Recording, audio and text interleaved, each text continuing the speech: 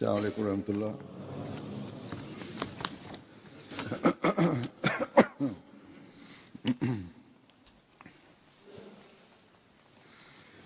अशहदु अल्ला इलाहा इल्लल्लाह वहदहु ला शरीका लहू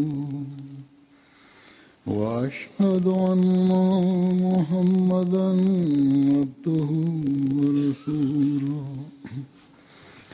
अम्मा बादु फ़अऊज़ु बिल्लाहि मिनश शैतानिर रजीम। बिस्मिल्लाहिर रहमानिर रहीम। अल्हम्दुलिल्लाहि रब्बिल आलमीन अर्रहमानिर रहीम मालिकि यौमिद्दीन। इय्याका नअबुदु व इय्याका नस्तईन। इहदिनस सिरातल मुस्तक़ीम सिरातल लज़ीना अनअमता अलैहिम गैरिल मग़ज़ूबि अलैहिम वलद्दाल्लीन।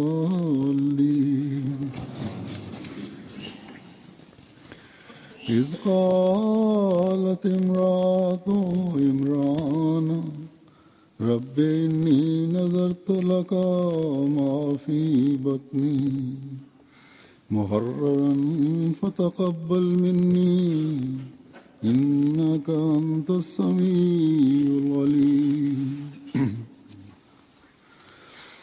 फलम्मा बलगा माहु साया क़ाल या बुनय्या इन्नी अरा फ़िल मनामि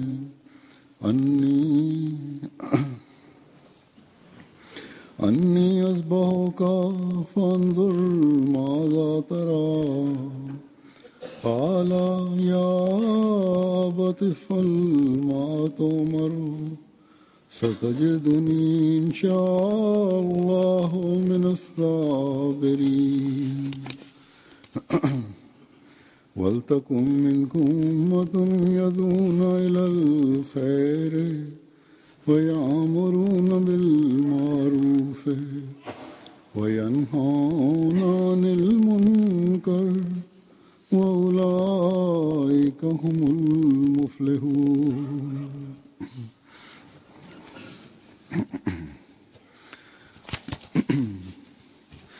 वमा कानल मुमिनून लियन्फिरू काफ़्फ़ा फलौला नफ़र मिन कुल्लि फ़िरक़तिन मिनहुम ताइफ़तुन लियतफ़क़्क़हू फ़िद्दीन वलियुन्ज़िरू क़ौमहुम इज़ा रजऊ इलैहिम लअल्लहुम यहज़रून।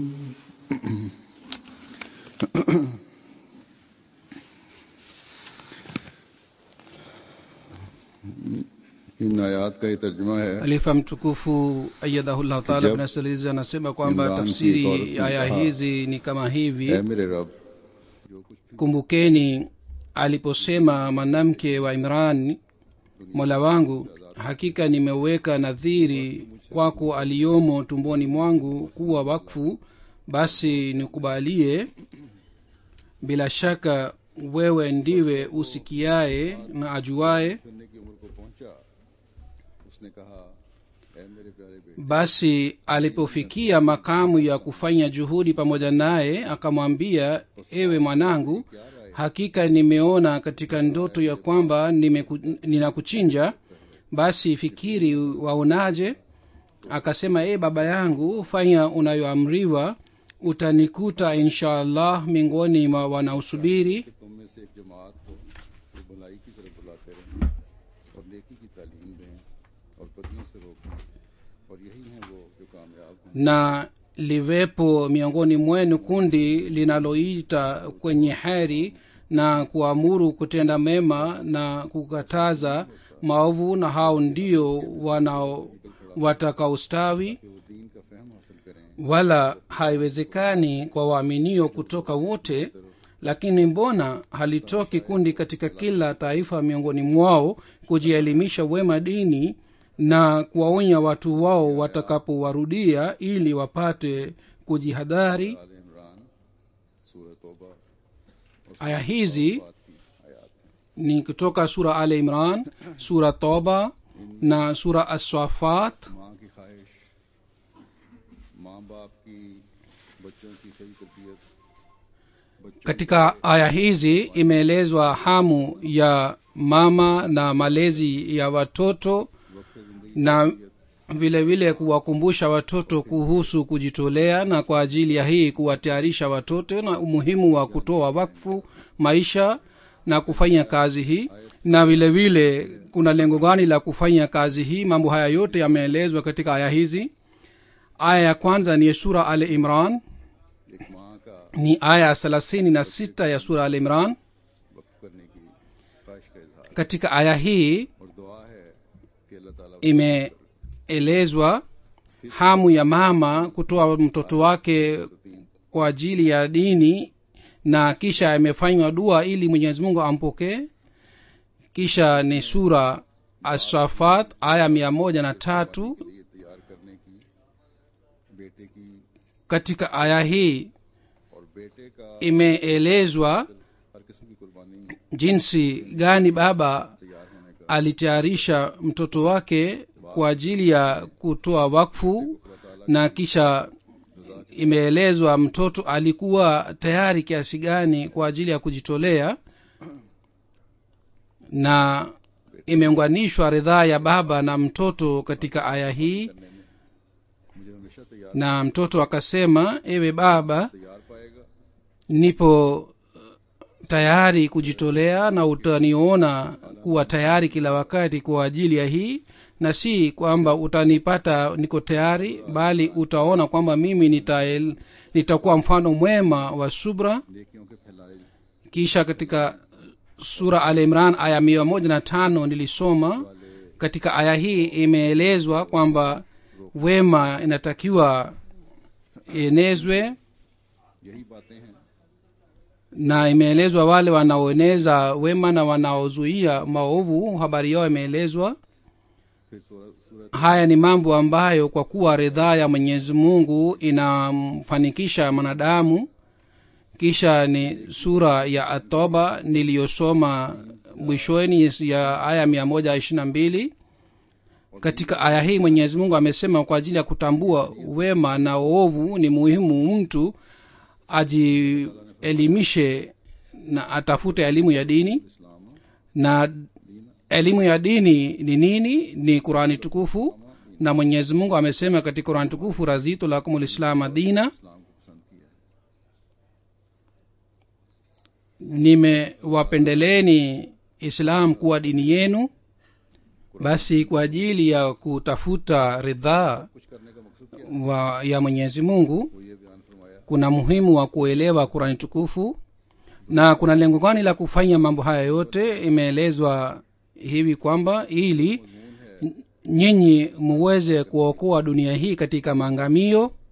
अल्लाह ताला ने Hii हज़रत मसीह मौद अलैहि ni mada ambayo kwa ajili ya kutimiza haki yake katika dhama hii Mwenyezi Mungu kwa kumpitia Sayyidina alayhi salatu wassalam alianzisha jumuiya Ahmadiyya. बच्चे की पैदाइश से Hii ndiyo ni jumuiya दुआएं भी ambamo जज्बे के साथ नजर आती हैं। kina mama इस जज्बे को लिए हुए नजर wanafanya maombi kabla ya kuzaliwa kwa mtoto wao, na wanafanya maombi haya kwa imani hii na kwa shauku hii kwamba rabbi inni nazartu laka ma fi batni muharraran fataqabbal minni, e mola wangu nimetoa wakfu aliyomo tumboni mwangu, आज आप नजर basi wewe nikubalie. Ahmadiyya की माओं के Basi katika zama hii mchunguze na mwangalie kila mahali bila isipokuwa jumuiya ahmadia, hakuna kwa nia hii na kwa imani hii anatoa wakfu mtoto wake kabla ya kuzaliwa kwake, हमें नहीं मिलेगी। na hakuna anayefanya maombi hivi, na hatutakuta mama mwingine isipokuwa mama wa kiahmadia ambaye anakuwa na imani hii. ये माएँ जो हैं सिर्फ और सिर्फ अहमदी माओं में नजर आएंगी, जो चाहे पाकिस्तान की रहने वाली हो या हिंदुस्तान की है, na kwamba एशियाई किसी मुल्क की रहने वाली है। hawa kina mama wawe wenyeji wa pakistan au wa bara la hindi au nchi yote ya asia au nchi yote ya afrika au ya ulaya au ya marekani au ya australia au ya nchi za visiwa, खुली वक्त को अपने बच्चों को पेश करके hatutakuta mama mwingine isipokuwa katika jumuiya tu ambaye हमारा ये वक्त anatoa wakfu mtoto wake kabla ya kuzaliwa kwake, na pamoja na hii, pamoja na kutoa anafanya maombi, mola wangu tukubalie. Na tunakuta kwamba katika dunia hii nzima ni wanajumuiya, wanawake wanajumuiya tu ambao wanafanya maombi ya aina hii, na wanakuwa na fikira isije halifa mtukufu akatae ombi letu la kutoa wakfu mtoto wetu. क्योंकि खिलाफत के साए तले Na imani hii haiwezi kupatikana katika mama mwingine isipokuwa jumuiya, kwa sababu jumuiya ambayo inakuwa chini ya kivuli cha uhalifa कायम फरमाया ni jumuiya pekee ambayo mwenyezi mungu alianzisha jumuiya hii kwa kumpitia ashiki wa mtume muhammad sallallahu alaihi wa alihi wasallam. बाप Tena hii si जो अपने hii tu inatosha, नहज पर तरबियत करते हैं, bali katika jumuiya ni kina baba pia ambao wanawapatia malezi watoto wao kwa nia hii kwamba mtoto atakapoingia katika umri wa ujana wake awe tayari kwa ajili ya kujitolea. Kisha huyo mtoto anapofika umri wa balee anamwandikia halifa kwamba kwanza wazazi wangu waliahidi, sasa hii ahadi ya pili ni ahadi yangu, सब्र करने unaweza kunitumia mahala popote kwa ajili ya kuitumikia jumuiya, na utanikuta miongoni wa wanaosubiri na wanaonyesha imara. से पीछे ना हटने वालों में पाएंगे। ये वो बच्चे हैं Na vile vile utanikuta sitaenda kinyume na ahadi ya wazazi wangu. Hawa ni watoto ambao ये वो लोग हैं जो ambao ni watiifu wa umma wa mtume muhammad sallallahu alaihi wa sallam. Hawa ni watu ambao करने वाले हैं। माँ बाप की तरबियत wanatimiza haki ya kuwa katika umma wa mtume muhammad sallallahu alaihi wa sallam. दाई के भी Malezi ya wazazi na maumbile mazuri ya watoto मयार सिखाएं। yamewafundisha jinsi gani wanaweza kutimiza haki za mwenyezi mungu na vile vile haki za wanadamu, और उसे अपनी जिंदगी ambao hawa ni watoto ambao wanapata shauku ya kutafuta elimu ya dini, और फिर इसके साथ na pamoja na hii wanazingatia wafuate elimu hii katika maisha yao, na pamoja na elimu wanafanya mahubiri, na kwa ajili ya kuitumikia dini tukufu ya islam wanakuwa na shauku na imani sana. हमेशा याद Halifa mtukufu anasema kwamba कौम में kumbukeni daima kwamba mataifa yanayokuwa na uhai na jumuiya inayopata maendeleo hawaangamizi पाबंदियों को mawazo na imani na ahadi za aina hii. इन जज्बों को तरोताज़ा रखने के लिए हमेशा इन बातों की जुगाली करती रहती Kwa ajili ya kuimarisha na kuboresha पैदा हो रही हों, imani hii na shauku hii wanaendelea kukumbuka ahadi hizi. Ikiwa uvivu unapatikana, basi wanafanya mpango kwa ajili ya kuondoa ule uvivu. Na kazi ya halifa ni kwamba kwa kufuata amri ya Mwenyezi Mungu, zakir aendelee kukumbusha mara kwa mara, अल्लाह ताला के पैगाम को ili maendeleo ya jumuiya yasipungue तैयार होता चला जाए. kwa ajili ya kueneza ujumbe wa Mwenyezi Mungu. जमीन की हरियाली Kundi baada la kundi lingine liendelee kupatikana, खिदमत करने वाला kama mito endeleayo inayopita karibu na shamba inaotesha mimea sana. vile vile wanaotumikia ट्यूबवेलों या नहरों jumuiya dini ya Mwenyezi Mungu, wao wanaotesha miti ya kiroho अगर एक खेत mahali ambapo shamba inalimwa kwa kutilia maji ya mito. Wakulima wa pale wanajua kwamba ikiwa katika shamba moja से पूरे खेत ambapo maji inatiliwa, ikiwa maji inakwisha kabla ya kutilia maji katika shamba nzima, basi wakati mwingine inalazimika kwamba mara ya pili shamba yote itiliwe maji. Na katika hii maji na muda pia unapotea vile vile. Kwa ajili ya ikiwa kwa ajili ya kueneza dini tukufu ya Islam, juhudi ikiwa haifaimi kwa mfululizo, au kama wanafanya juhudi hawapatikani और तबलीगी काम katika hali hii, mimea ya kiroho inayopatikana inaota polepole sana, na vizuizi vinapatikana katika kazi ya mahubiri na malezi. काम को पहुंचाने के लिए Ndiyo maana Mwenyezi Mungu anasema kwamba katika kila taifa watu wanatakiwa wapatikane ambao wanaendelea kufikisha ujumbe wa Mwenyezi Mungu, na kazi hii haikomi. Ndiyo maana leo mimi nakumbusha kuhusu kazi hii दुआ के साथ kwamba halifa mtukufu wa 4 alianzisha mpango wa wakfe nao. Kwa nia hii na kwa dua hii kwamba dini itaendelea kupatikana, makundi ya watu watakuwa tayari kujitolea, na katika hali hii maji ya kiroho hayataisha, तबलीग और तरबियत के काम चलाने वाले भी na jumuiya itaendelea kupatikana watu watakaofasiri vitabu, और निज़ाम na watu watapatikana watakaoendelea kufanya malezi ya jumuiya, na vile vile wasimamizi kwa ajili ya kuendesha idara mbalimbali ya jumuiya, wakfin wataendelea kupatikana. को पेश करने के बाद Basi tunatakiwa tuzingatie jambo hili kila wakati. Wazazi baada ya kutoa wakfu watoto wao, पेश करने hawatakiwi wao waghafilike katika jukumu lao.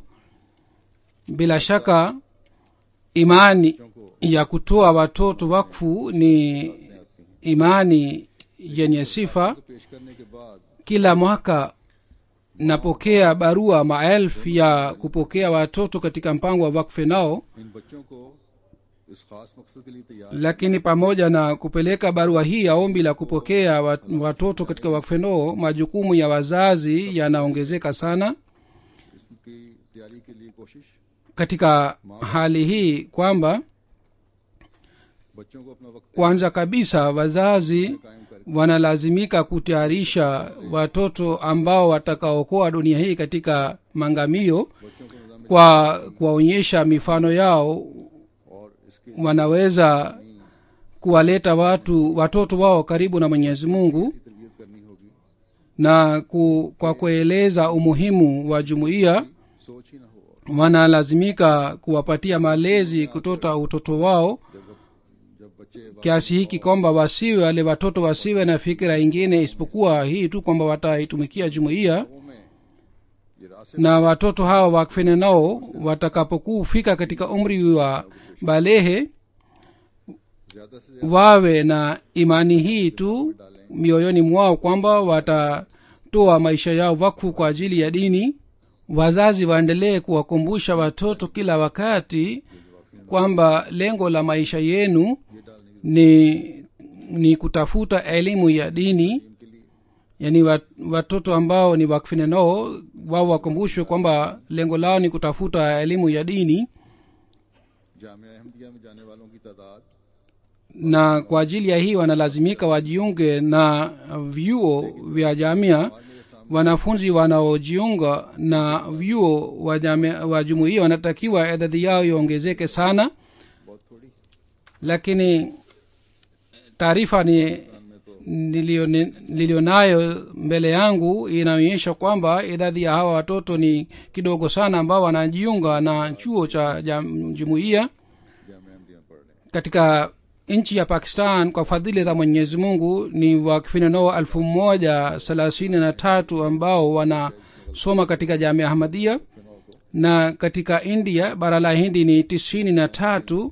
Huzur anasema kwamba labda hii idadi labda si sahihi, इतला देके उनके सब जामे अहमदिया में inatakiwa iwe zaidi. Huzur amesema kama kuna kosa katika idadi hii, idara ya wakfineno inatakiwa nifahamishe kwamba wakfineno ni wangapi ambao wanasoma katika jamia Ahmadiyya. Katika nchi ya Germany ni 70. Labda idadi hii imeongezeka kidogo, kwa sababu hii ni taarifa ya zamani kidogo, na hawa si watoto wa Germany tu bali ni kutoka nchi nyingine pia. Katika jamia Ahmadiyya ya Canada ni 55. Labda idadi hii pia imeongezeka kidogo, katika watoto hawa ni kutoka Marekani pia. Katika jamia Ahmadiyya ya UK Uingereza ni 120. Labda idadi hii pia imeongezeka 10 au 15. Lakini katika jamia Ahmadiyya ya UK pia watoto wanakuja katika nchi za Ulaya pia. Katika Ghana pia ni 12. Hazur anasema labda hii ni idadi ya wanafunzi wa jamia mpya ambao watakaosoma miaka 7. Vile vile katika Bangladesh ni 23, na kwa jumla idadi ya hawa wanafunzi wote ambao wanasoma katika vyuo mbalimbali vya jumuiya ni 1400, ilhali idadi ya wakfinano duniani ni तमाम दुनिया का ni 28,000 ambao ni wakfinano wa kiume. Na Hazur anasema mbele yetu ni uwanja wa dunia nzima ya Asia, Afrika, Ulaya, Marekani, Australia, visiwa mbalimbali, na kila mahali sisi tunalazimika tufike. कस्बे में हर गांव में Hatutakiwi tufike katika kila nchi au kila mchi, bali tunatakiwa tufike katika kila kijiji na tufike katika kila mtu wa dunia na tumfikishie ujumbe wa Islam. Kwa ajili ya hii wabashiri wachache hawawezi kufanya kazi hii kubwa.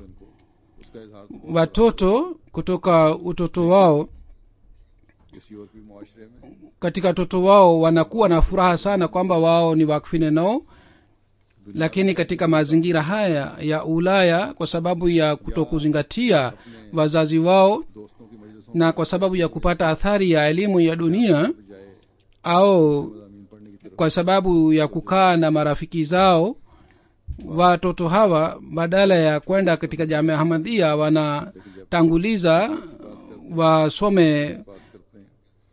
फिर elimu ingine.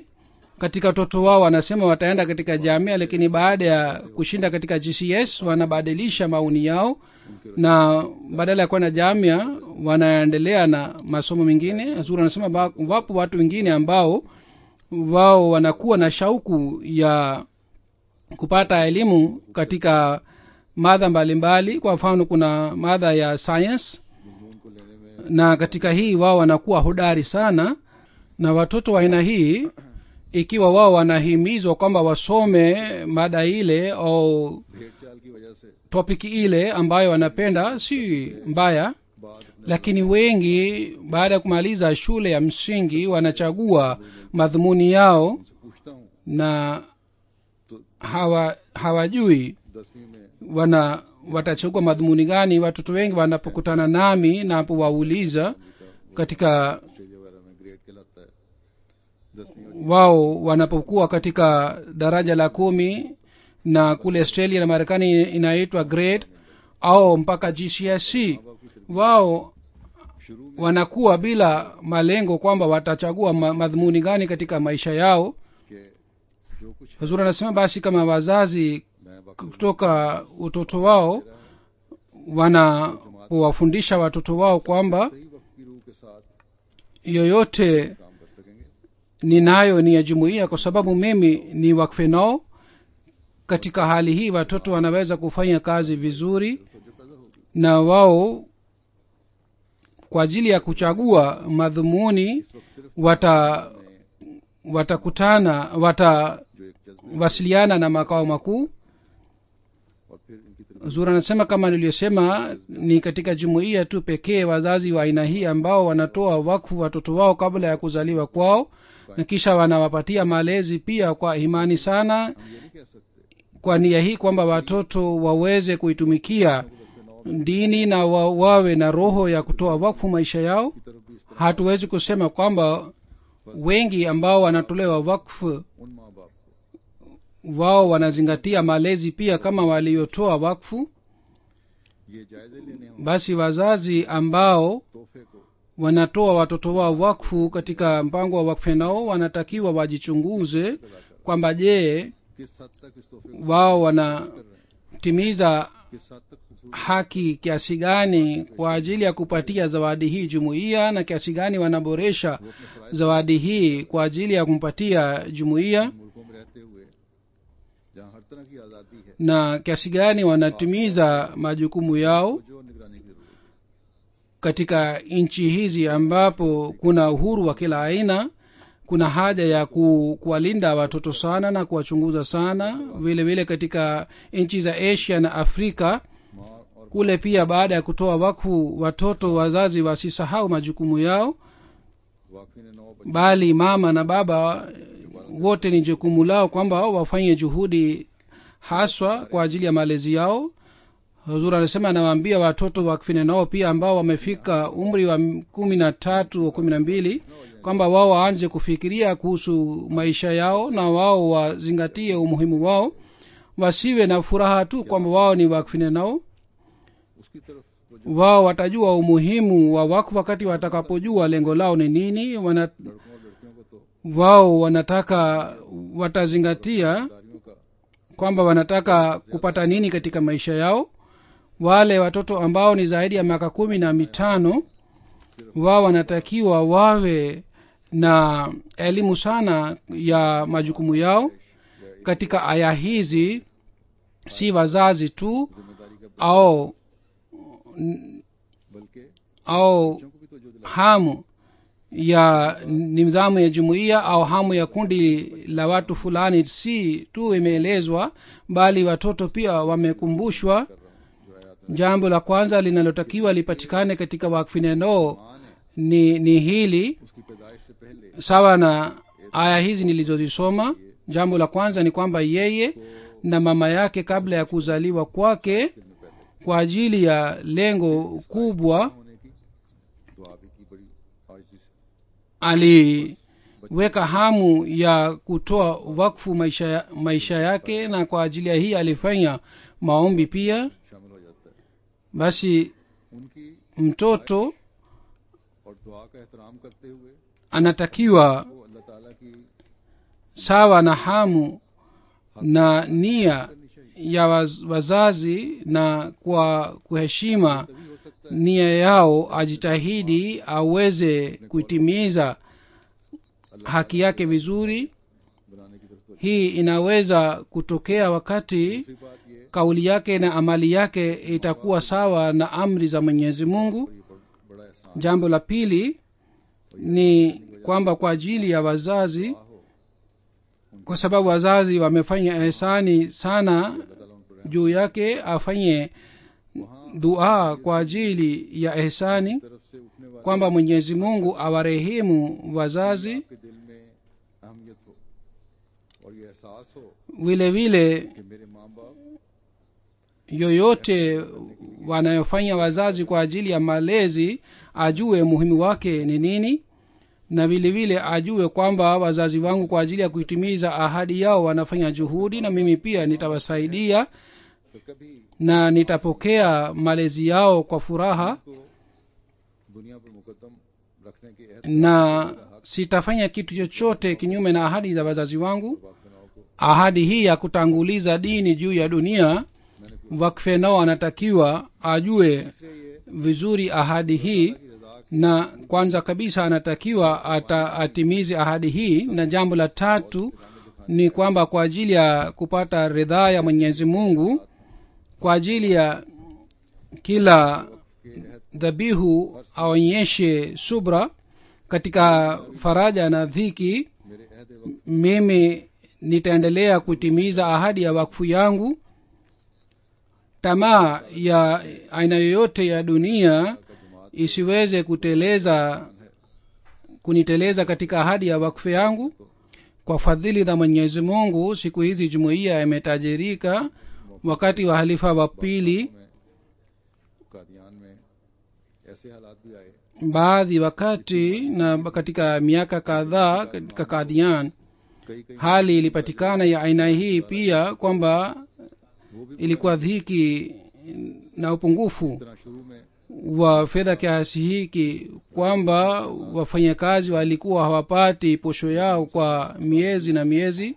कभी वाकफी ने Na baada ya kuhamia Pakistan hali hii ilipatikana kule Rabwa pia, lakini katika hali hii yote haikutokea hata mara moja kwamba wakfine wa wakati huo walileta malalamiko, na kwa sababu ya hii walipunguza kazi yao. Africa के बाद ममालिक Huzur anasema bali katika miaka ya 70 na 80 pia katika nchi za kadhaa za Afrika pia hali ya aina hii ilipatikana kwamba मुकामी वाकफी posho walikuwa wakipata ilikuwa kidogo kiasi hiki kwamba ilikuwa ikiisha katika siku 15-20, लेकिन उन्होंने na walimu labda waliweza kula chakula mara moja kwa siku, कभी हर्ज नहीं आने दी। lakini wao चौथी walitimiza ahadi yao अपने आप को na hawakupunguza kazi ya mahubiri.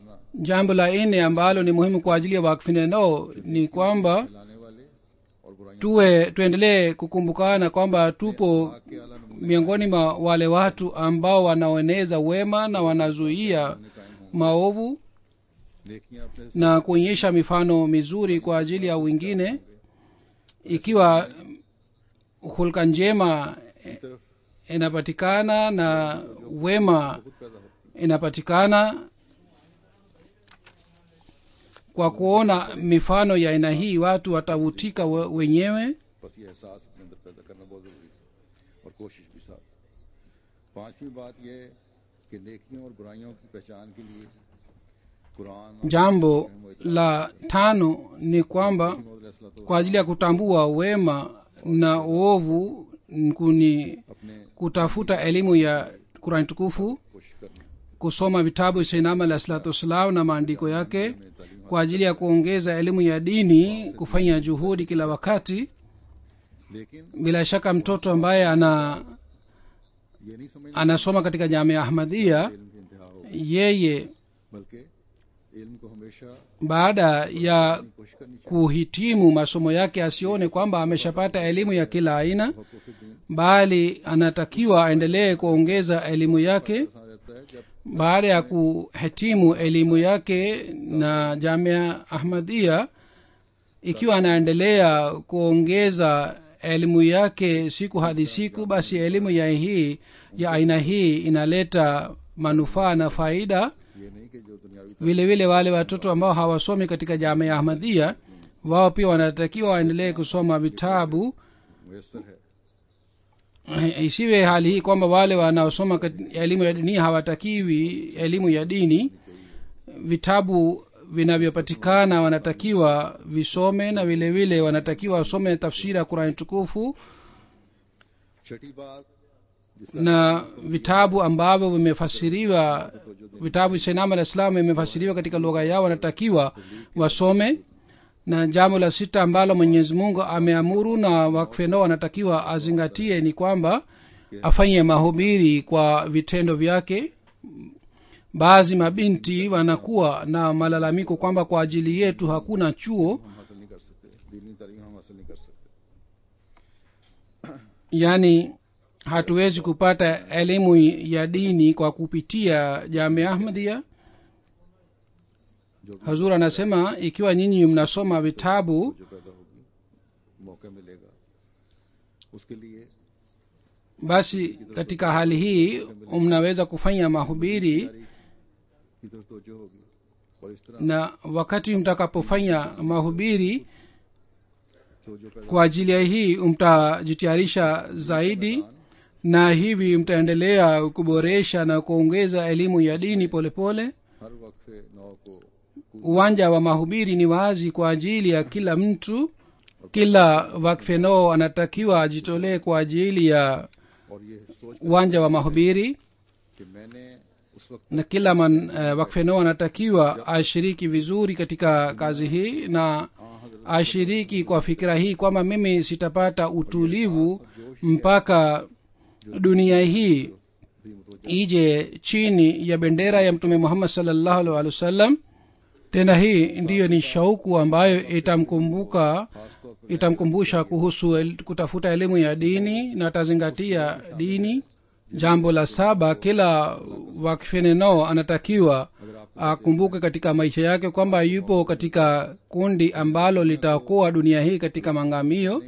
Ikiwa nyinyi mna elimu na mnapata nafasi, से बचाने का lakini nyinyi hamna imani ya kuokoa dunia hii katika maangamio वो नहीं na hamna jazba ya kuwa dunia katika maangamio, सकता उसमें उतरना पड़े.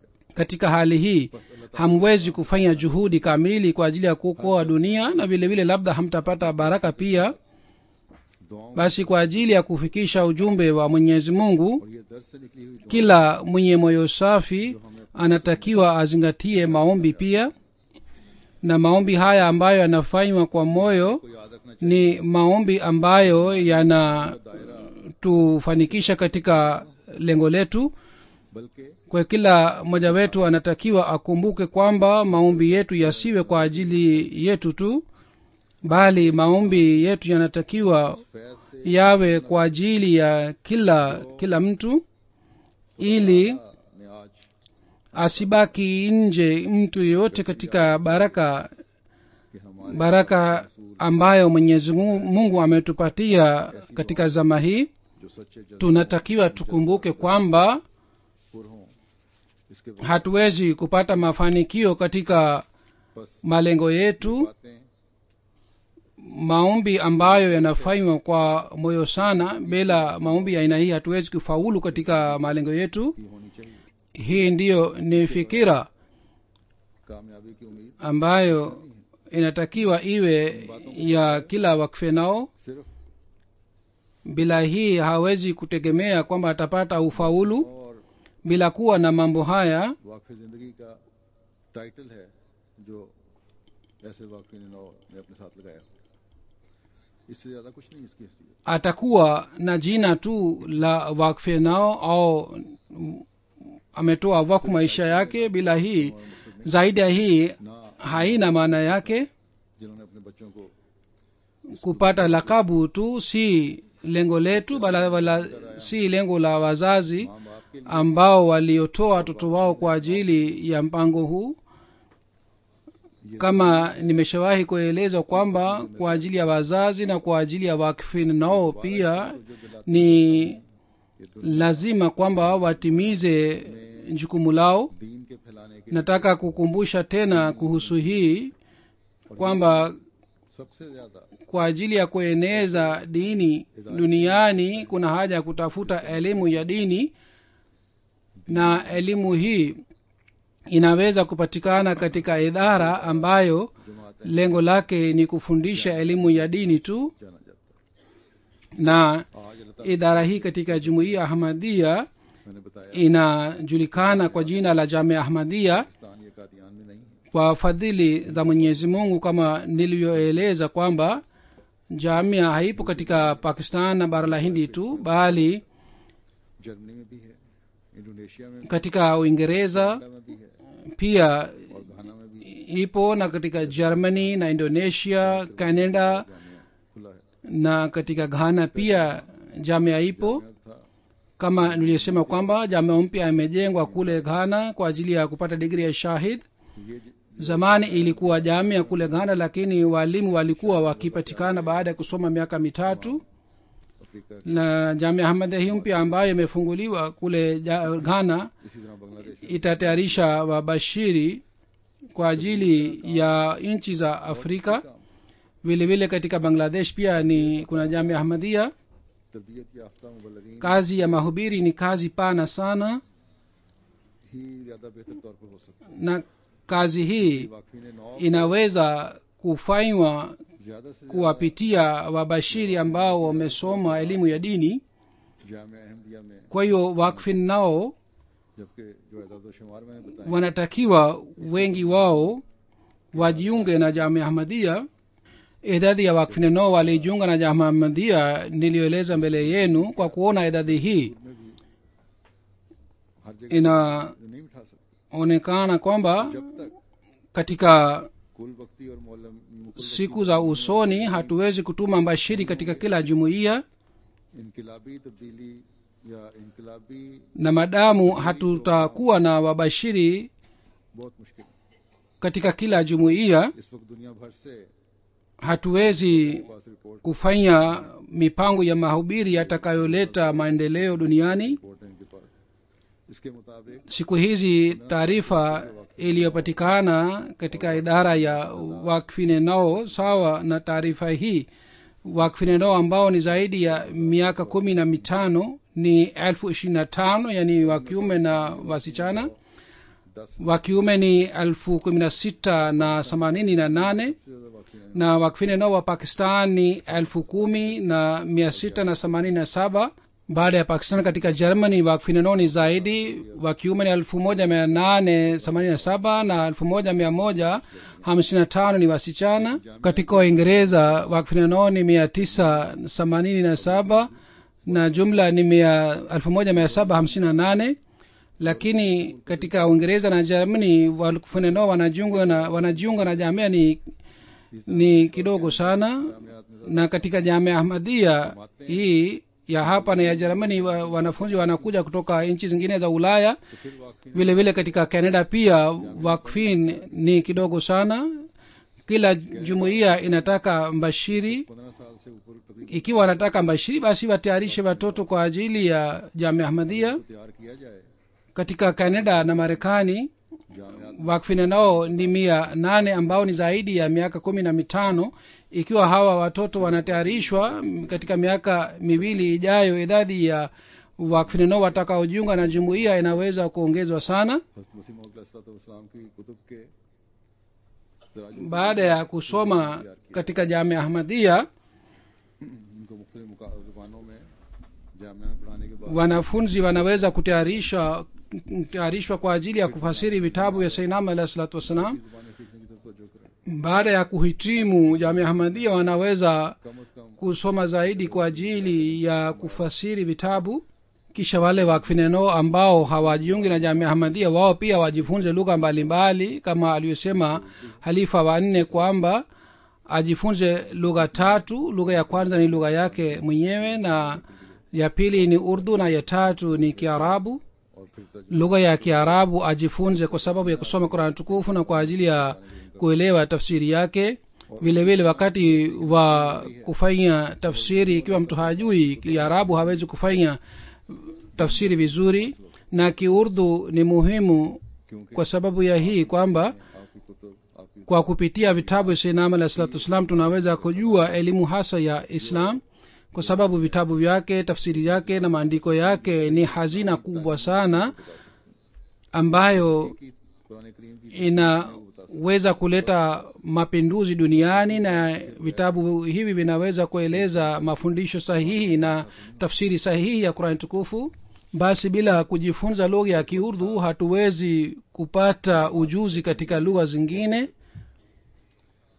Kulikuwa wakati भी है, लेकिन अब कुछ हद तक wakati ilikuwa shida ya kufasiri vitabu katika jumuiya, na bado tunayo shida, lakini को जो पैदा हो रहा imepungua kwa sababu wanafunzi wanaosoma katika Jamia Ahmadiyya mbalimbali ya dunia wao wanafasiri. है अलैहिस्सलाम की कुतुब Katika makala बाद Qutub ya Jamia Ahmadiyya vitabu pia vinafasiriwa. Vitabu vya Sinam alayhi salam na vitabu vya halifa wa pili pia vinafasiriwa kwa ajili ya makala yao. अच्छे हुए हैं, लेकिन बहरहाल अगर नहीं भी मयार बहुत आला Na supervisor wanasema kwamba tafsiri imefanywa vizuri, lakini kama लेकिन tafsiri si nzuri sana lakini inaweza kuboreshwa, lakini kazi hii imeshaanza na ज्यादा से ज्यादा hawa ni wanafunzi wachache ambao wanapewa vitabu viwili vitatu. Sisi tunataka zaidi na zaidi ambao ni wajuzi katika lugha. Kuhusu hii wakfine nao wanatakiwa wazingatie. Ikiwa mtu anapata ujuzi katika lugha fulani zaidi ya hawa wanafunzi wa Jamia Ahmadiyya, yeye anatakiwa ajitahidi kujifunza lugha ya Kiarabu na Kiurdu. Bila hii haiwezi kutimizwa lengo kwalo wanakumbushwa kujifunza lugha. Watu wengine wanasema kwamba katika Jamia Ahmadiyya masomo si mazuri, hapa katika Uingereza na kule Germany. Hazur anasema haya ni malalamiko tu, ni shutuma tu. इतनी अच्छी नहीं है. जहाँ तक wanasema kwamba wanaohitimu Jamia Ahmadiyya hawawezi kuongea lugha ya Kiarabu. Hazur anasema kwamba दूसरे मदरसों ikiwa kuna swali ya umahiri wa lugha fulani, ikumbuke kwamba katika Jamia Ahmadiyya wanakumbushwa mada mbalimbali, lakini nje katika vyuo vingine wanafundishwa lugha moja tu. Specialise इंशाल्लाह करवाया जाएगा और फिर Lakini katika Jamia Ahmadiyya बोलने का वो भी दूर हो जाएगा. tutakapoona kwamba kuna लेकिन बात mwanafunzi ambaye ana shauku ya kujifunza lugha, lazima atafundishwa ile lugha na atafanya specialization katika ile lugha. Pakistan में तो Lakini elimu inayotolewa katika Jamia Ahmadiyya kwa fadhili za Mwenyezi Mungu ni elimu pana sana specialise katika nchi ya Pakistan, kwa sababu ni Jamia Ahmadiyya ya zamani. Kule wanafunzi baada ya kuhitimu masomo yao wanasoma zaidi katika madhumuni fulani. Na Zura anasema nilipata taarifa kutoka Germany kwamba watu wanaleta malalamiko haya kwa sababu hawataki kutuma watoto wao katika Jamia Ahmadiyya. मैदान में Huzur anasema wanafunzi waliohitimu katika Uingereza na Canada, hawa wanafunzi waliofanya kazi kidogo katika uwanja wa mahubiri, imeonekana kwamba ni बस जो लोग ये बातें wameacha athari nzuri sana. बाज तलबा Na hii bado ni mwanzo, inshallah itaendelea kuboreka zaidi kazi hii. Watu wanaoleta shutuma za aina hii na wanatia dhana mbaya katika mioyo ya wanafunzi ili wasijiunge na jumuiya, hawa watu ni wenye fitina na ni wanafiki, wanatakiwa wafanye istighfar. जो मैं दोहरा देता हूँ शायद पहले इस बात का Idara ya wakfeno imekumbusha kuhusu mambo kadhaa, na wakumbusheni kuhusu mambo haya.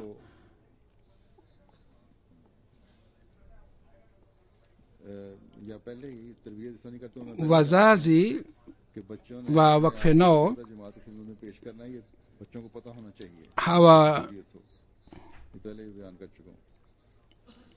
hawatoi malezi mazuri kwa watoto wao na hawatayarishi kwamba उनको तो जो दिलाएं watoto wao kwamba wajitolee kwa ajili ya jumuiya. Zura anasema jambo hili nimeshawahi kuelewa, अपनी तालीम के बारे में बच्चों को पूछना चाहिए कि अब हम स्टेज na क्या करें. Hazur anasema wazazi watayarishe watoto wao kutoka utoto wao na kisha wapate mwongozo kutoka kwa idara ya wakfine nao. फिर वक्त से फरागत ले लें. Lakini kama लड़कियां hawa watoto wanataka जो kufanya kazi katika idara ambayo jumuiya haiyataki, basi wao waombe ruhusa katika wakfine nao. Kisha mabinti ambao wamekuja kutoka Pakistan na wanajua lugha ya Kiurdu, wao wajifunze lugha zingine. Hawa wasichana ambao wanaishi katika nchi nje ya Pakistan जुबान है और मुकामी लोकल जुबानें और wajifunze lugha kama ni Kiingereza फिर अपने आप na German, तराजुम के लिए पेश करें. au mahali ambapo Kiingereza ni lugha ya nchi, wao pamoja na lugha ile wajifunze lugha ya nchi ile, फिर kwa sababu Zura anasema wasichana wanakuwa na shauku sana ya kujifunza lugha mbalimbali. इसी तरह Kisha vile vile ni madaktari na walimu wakfine nao, mabinti wanaweza kutoa मुकामी जमाती निज़ाम maisha yao wakfu kwa kupata elimu ya udaktari na ya ualimu. को 2 मरतबा इनके फोरम मुनक़िद करने चाहिए. Nidhamu ya kila jumuiya नुमाई को inatakiwa ifanye forum mbili kwa mwaka, mara mbili kwa mwaka, ili wakfine nao wapate mwelekeo हवाला नंबर na mwongozo. मुकामी जमात vile vile idara ya wakfe nao ina malalamiko haya pia kwamba तकरीबन wazazi wanapopewa reference number ya watoto wao, पहुंच के wao tena hawawasiliani na makao makuu. 10 साल गुजर गए हैं kisha baada ya kupita miaka kadhaa, idara ya wakfe nao inaposema kwamba sisi hatuna mawasiliano, baada ya kama miaka 8-10, राब्ता ikiwa majina ya hawa wakfe nao yanatolewa katika orodha ya wakfe nao, wazazi tena wanakuwa na malalamiko. कायम रखना जरूरी baada ya kupata reference namba ya mtoto, inatakiwa wazazi waendelee kuwasiliana na idara ya wakfineno katika makao makuu. बुनियादी था kisha ni syllabus ya wakfineno. साहब मुकर्रर हो चुका है mwanzoni ilikuwa syllabus ya msingi, lakini sasa imeshatayarishwa mpaka miaka 21. inatakiwa syllabus hii pia isomwe vizuri, na kama imtihani inafanywa inatakiwa wakfineno washiriki katika mtihani hii.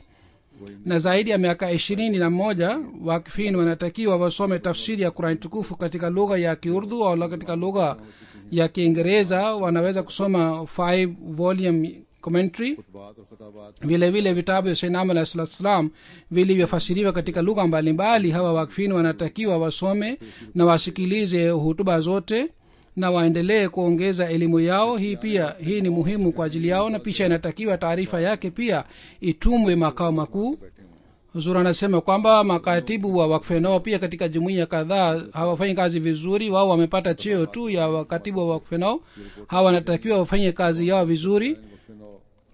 mwaka huu Huzur anasema uchaguzi unafanywa, nataka nipate taarifa katika kila jumuiya kwamba katibu ngani hafanyi kazi vizuri. ikiwa hafanyi kazi vizuri, hata kama yeye anachaguliwa mwaka huu, yeye hatapata cheo madaraka haya ya kuwa katibu wa wakfine nao. जमात का भी एक निसाब बना हुआ है और वहाँ Huzur anasema nilieleza kuhusu syllabus ya wakfine nao. तो जमाती jumuiya pia ina syllabus yake. उसी में वो फिर ikiwa mahali ambapo haiwezi kufundishwa watoto wakfine nao na watoto wengine tofauti, basi wanatakiwa wasome syllabus ya jumuiya, kwa sababu hakuna tofauti kubwa sana. या आपस में na समझा जा सकता है watoto wanaweza kusoma syllabus yao na khudam wanaweza kusoma syllabus yao, na lajna pia inaweza kuchanganywa syllabus hii kwa ajili ya kuwafundisha. उमरा और सदरान का katibu wa talim na katibu wa wakfe nao hawa wote wanafanya kazi chini ya nidhamu ya jumuiya. rais wa jumuiya wanatakiwa wakae pamoja na hao makatibu na wafanye mpango ya aina hii kwamba watoto hawa wote waweze kusoma syllabus ya jumuiya. वो भी शाया करवा सकते हैं kisha syllabus ya wakfine nao Sweden ने अपनी जुबान में शाया inatakiwa itolewe tafsiri yake katika lugha mbalimbali katika nchi mbalimbali. Sweden imeshatoa, के 2 महीने के अंदर na kwa ajili ya kutoa katika lugha ya Kifaransa, ये तो इतला France au Mauritius ifanye juhudi na mnifahamishe katika miezi miwili.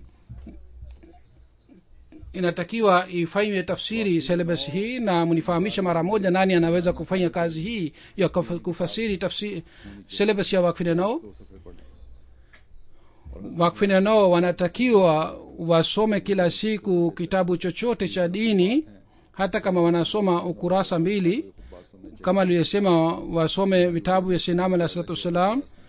vile vile hutuba wakfini wote wanatakiwa wasikie. Hazur anasema nilifanya uchunguzi hapa katika class fulani, walikuwa 10% tu ambao wanasikia hutuba zangu. kwa hivyo wazazi wanatakiwa wazingatie jambo hili, na wakfini nao pia wasimamizi pia wanatakiwa wanapoandaa mipango ya wakfini nao wafanye mipango ambayo yanavutika, ili wakfini nao washiriki vizuri katika mipango hii. kisha usimamizi wa kila nchi uandae kamati ambayo itafanya uchunguzi katika miezi mitatu minne kwamba malengo yao na mahitaji yao ni nini ya miaka 10 ijayo. Wanataka wabashiri wangapi, wafasiri wanataka wangapi, waalimu na wadaktari wanataka wangapi. vile vile katika idara ingine wanataka wajuzi kiasi gani na kiasi gani wanataka wajuzi wa lugha. nataka nipate taarifa yake katika miezi mitatu na minne, na idara ya wakfu neno inatakiwa ichunguze jambo hili. Sura nasema wapo wakfu wengine wanataka kujiunga na biashara, wengine wanataka kujiunga na polisi. hawa wanaweza kwenda kule, lakini kwanza waombe ruhusa katika wakfu yao.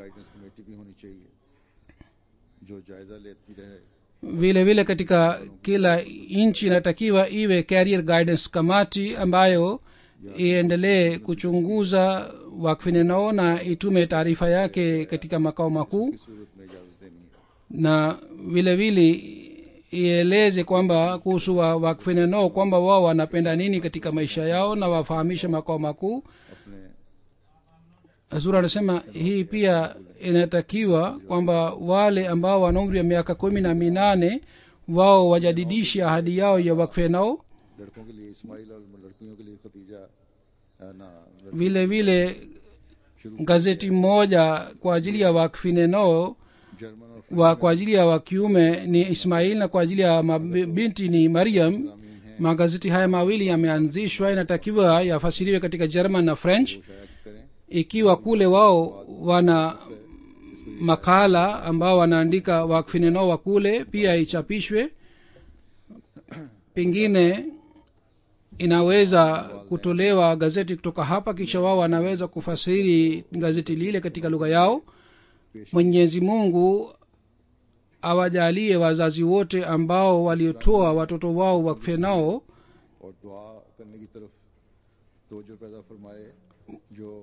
waweze kuwapatia malezi watoto wao na waweze kufanya maombi kiasi hiki kwamba watoto wao waweze kuwa wakfu neno kweli kweli, na watoto hawa waweze kuwa maburudisho kwa ajili ya wazazi wao. Hawa watoto pia wanatakiwa wakumbushwe kuhusu ahadi ya wazazi wao na kuhusu ahadi zao ili watumize ahadi yao. Mwenyezi Mungu awawezeshe na waweze kuwa katika kundi ambalo kazi yake ni kueneza dini ya Mwenyezi Mungu tu. Mwenyezi Mungu awawezeshe hao wote, amin.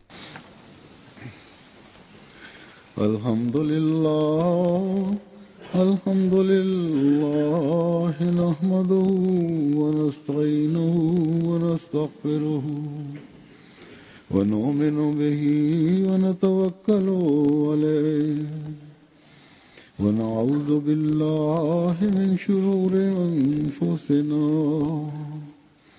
wa min sayyiati a'malina. من يهده الله فلا مضل له ومن يضلل فلا هادي له ونشهد أن لا إله إلا الله ونشهد أن محمدا عبده ورسوله.